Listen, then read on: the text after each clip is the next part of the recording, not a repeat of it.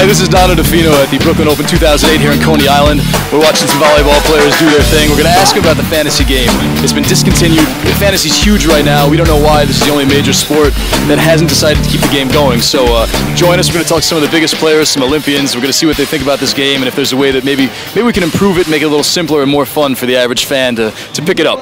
So there used to be a fantasy volleyball game. They stopped it this year. Would you like to see them bring it back? I think so, because there's a lot of geeks out there who play fantasy games.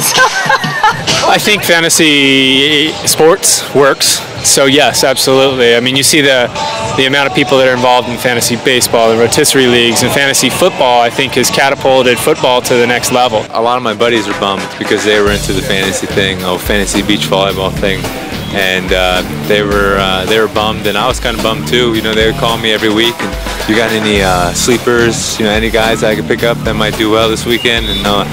And so I had fun with it, you know, but hopefully they'll bring it back.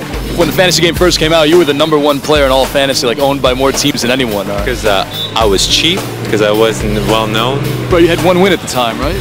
Exactly, yeah. So, you know, I hit some aces here and there and get some blocks, and so I guess that's what got you points in fantasy, right? Wow, a stat that would help boost your want in the fantasy. I would have to say Diggs doesn't get enough. They just don't get enough justice. Really? I think Diggs, if you can lead a tournament in Diggs, you're doing some damage to other teams. I think that one could really catapult you into the big dollars. So right now it's aces, blocks. You say adds Diggs to that, and you'll have maybe I think it's a true gauge of value. Oh, absolutely. Because aces kill percentage, I mean, those really skyrocket, but everybody in this level is good. If you can dig a bunch of balls, you deserve a little bit of props. Nobody hand sets anymore. Very few girls. Watch Karen and Misty, they never hand set the ball. So maybe there can be an extra point given if somebody gets a kill off of a hand set, not the men's, because everybody hand sets.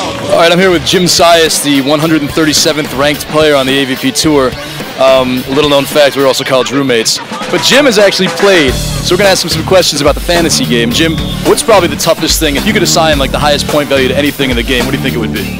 Well, being the 137th ranked player, everything's pretty tough for me. I would probably have to say kills.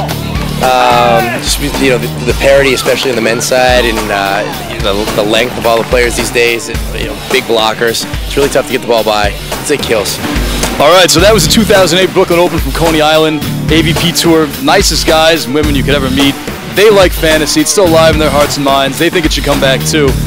What did we learn today? The digs are a little more valuable probably than they are right now. Hand setting should have a lot more point value, and Cuervo gives out free towels if you come to these events early enough.